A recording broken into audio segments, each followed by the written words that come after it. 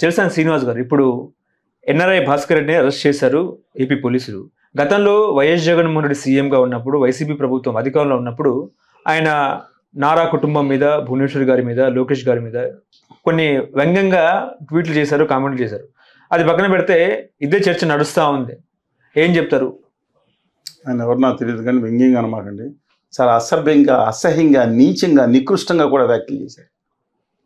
ఆయన కాదు, అటు ఆ రోజు భారతిరెడ్డి గారి మీద వ్యాఖ్యలు చేసిన ఎవరి మీద చేసినా సిగ్గు లజ్జ లేని వాళ్ళు మాత్రం ఇలాంటి పనులు చేస్తారు. దమ్ముంటే రాజకీయ నాయకులు కూడా లేదా మిగతా వాళ్ళు కానీ వాళ్ళు తెలుసుకోవాలి. లేడీస్ ఏం తీసుకొస్తారండి? సిగ్గుందా? ఇవాళ రేపొద్దున ఎవరైనా అలాంటి వాళ్ళకి సపోర్ట్ చేస్తే రేపొద్దున వాళ్ళ మీద కూడా వేస్తారు. వ్యవస్థను మార్చాలి. చాలా బాధగా ఉంటుంది, ఇబ్బందిగా ఉంటుందండి. చాలా అసహ్యంగా, నీచంగా, మనిషి మానవత్వం లేకుండా రాజకీయ నాయకుడిని చంద్రబాబు గారు తిడతారు లేదంటే there is different issue. But what is nonsense అండి? కోర్టులు కూడా అలాంటి వారికి మద్దతు ఇవ్వకూడదు. కానీ ఒకటి ఏంటంటే ఆయన తండ్రి అంత్యక్రియలకి చేయటానికి వచ్చినారు అన్నప్పుడు తప్పు. ఒకవేళ తీసుకున్నా పూర్తిగా వాళ్ళ మానవీయ కోణంలో ఆయన కార్యక్రమాలు అయ్యేంతవరకు అలా ఉంచాల్సిందే. ఆయన్ని అదే కార్యక్రమాలలో ఉంచాల్సిందే. ఆ తర్వాత విచారణ స్వీకరించవచ్చు, ఏదైనా చేయొచ్చు. కానీ ఈ విధానం తప్పండి. నాకు కోర్టులు ఎంతవరకు నిలబడో తెలియదు నాకు. కోర్టులు కానీ ఒప్పుకుంటారా? రేపు న్యాయమూర్తి మీద కూడా వేస్తారు, సరిపోద్దా? ఇంతకుముందు కూడా న్యాయమూర్తి మీద వేయలేదా? మన న్యాయం వాళ్ళు ఒక పాదంలో నడుస్తుంటే, కలియుగంలో ధర్మం నడుస్తుంటే కారణం న్యాయస్థానం లేదు. కొన్ని లోపాలు ఉన్నాయి సార్. ఇవాళ కూడా మిగతా 3 వ్యవస్థల్లో పేపర్ వ్యవస్థను ఎలా ఆదానిగా చెడబెట్టారో చూసాం కొంతవరకు. అలాగే శాసన వ్యవస్థలో తర్వాత ఎగ్జిక్యూటివ్, ఈ 2 వ్యవస్థలు కూడా, అంటే లెజిస్లేచర్ అండ్ శాసన వ్యవస్థ, ఈ 2 కూడా బస్సు పెట్టిపోయిన పరిస్థితి కనపడుతుంది. అందువల్ల my humble request all those అండి, మీరు కావాలంటే మీరు మీ రాజకీయ పార్టీలకి అభిమానంగా ఉండండి, కానీ ఇంకొకళ్ళని నీచంగా, నికృష్టంగా, అసహ్యంగా కామెంట్స్ చేయొద్దు. ఖచ్చితంగా చెప్తున్నా, తప్పది. జేసీ ప్రభాకర్ రెడ్డి గారు తప్పుగా మాట్లాడారు జగన్ గారి కుటుంబం మీద, చాలా నిర్ద్వందంగా ఖండించాం. తప్పది, దుర్మార్గం అది. అలాగే చంద్రబాబు నాయుడు గారిని ఆయన అసెంబ్లీలో ఏం మాట్లాడారో తెలివిగా తప్పించుకోవచ్చు, తెలీదండి? ఆయన ఎక్కి జీవితం ఏడ్చారంటే ఎక్కిని ఏడ్చిందని కూడా 500 మీమ్స్కి వాడుకుంటా ఉన్నారు. ఎవరికి బాధ తెలిసినప్పుడు తెలియదా? ఖచ్చితంగా ఖండించాలి వాటిని. సమాజం ఎంత ఉందో తన పీలుమోడి గారు, నెహ్రూ గారు లేచి ఆడిచ్చారు ఆయన్ని. పీలుమోడి గారు ప్రతిపక్షంలో ఉండేవాడు.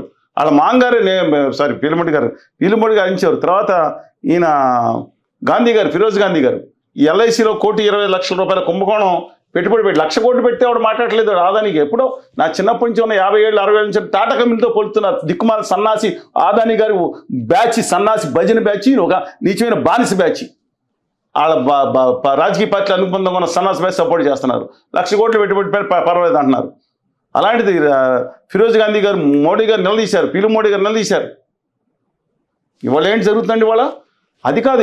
అసలు ఈ విషయంలో బయటకు వస్తేనండి, ఇలాగా ఈ ట్రోల్ చేసిన వాళ్ళు వాళ్ళ ఏళ్ళ మీద కూడా కాదు, ఈ కింద ఇప్పుడు ట్రోల్ చేస్తూ ఉంటారు కదా, ఇది కూడా మీరు డైరెక్ట్గా నేను చెప్తున్నాను, పంపించండి, నేను పంపిస్తాను. ఇది కూడా వాళ్ళ సంస్కారం, వాళ్ళ తల్లిదండ్రులు పెంచిన సంస్కారం ఈ ట్రోలింగ్లో కనపడతా ఉంటుంది.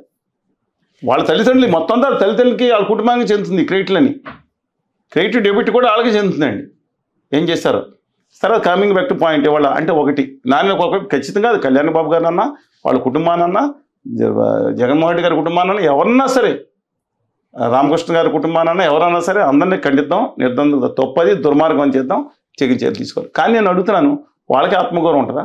నాన్న ఇంకో కోణం, సామాన్యులు ఉన్నారు, ఎవరో ఒక సామాన్యుడు వీడియో పెడితే ఆ మీద అమ్మ వాళ్ళు బూతులు పెడితే ట్రోలింగ్ చేస్తే వీళ్ళ మీద చర్యలు అంటే ఒక చిన్న ఎంప్లాయీ ఉంటాడు, ఒక 20,000 30,000 తెచ్చుకునే ఎంప్లాయీ, వాళ్ళ మీద ట్రోల్ చేస్తే స్వతంత్ర వ్యక్తిత్వం వాళ్ళు ఉన్నారు, ఉద్యమకారులు ఉన్నారు, వాళ్ళ మీద కూడా బూతులు పెడతా ఉంటే వాళ్ళకి ఆత్మగౌరవం ఉండదండి?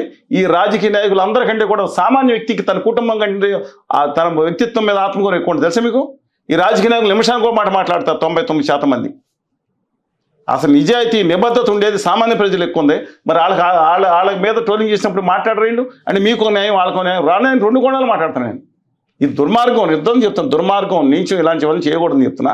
కానీ సామాన్యుల మీద చేసినప్పుడు లేదా స్వతంత్ర వ్యక్తిత్వం చేసినప్పుడు ఏం చేస్తున్నారు? నా మీద చేశారండి, చాలా నీచంగా, నికృష్టంగా చంపుతామన్నారు, బదులు చాలా భయంకరంగా చేశారు, ఫోన్లు చేసి బెదిరించారు.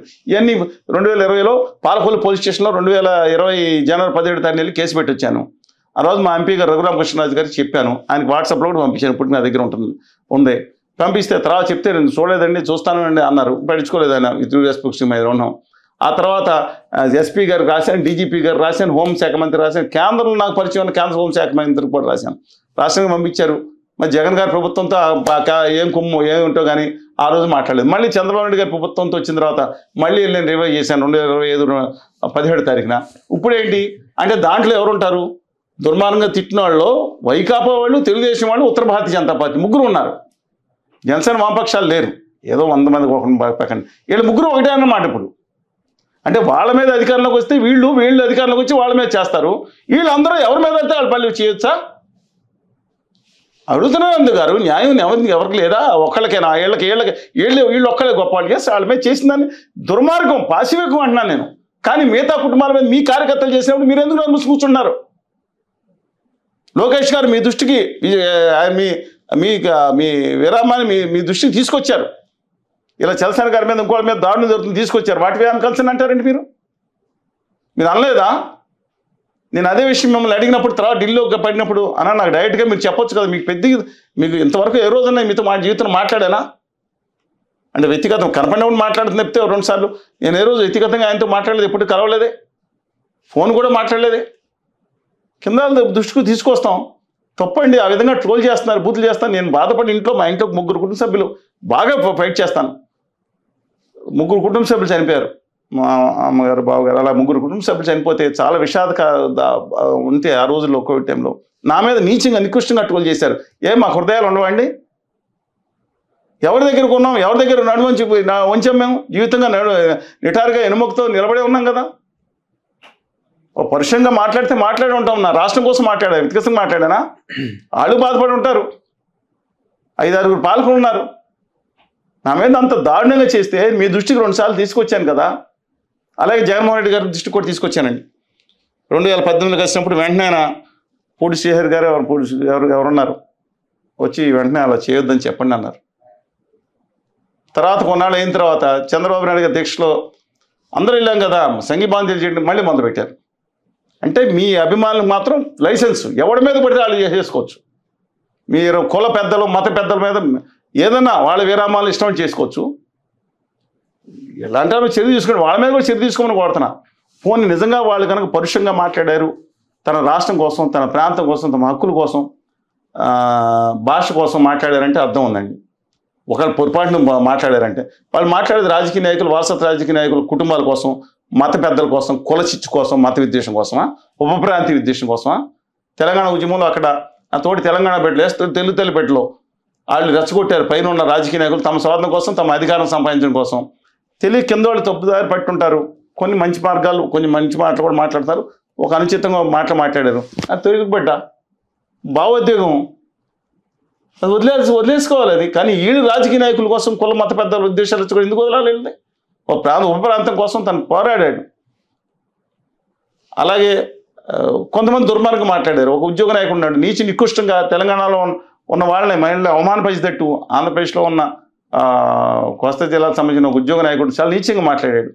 హిందూపురం బస్సు ఖండించాను.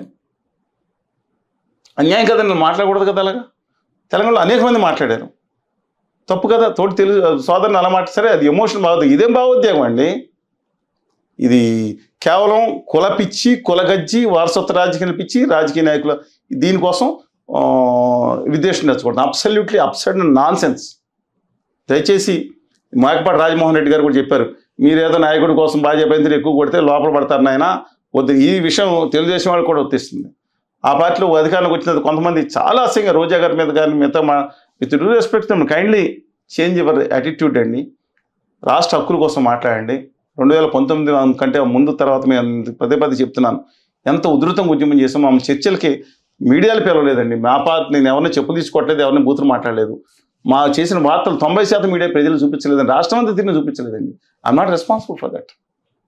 మీరు వాళ్ళని నిలదీయాలి కానీ మమ్మల్ని కాదు.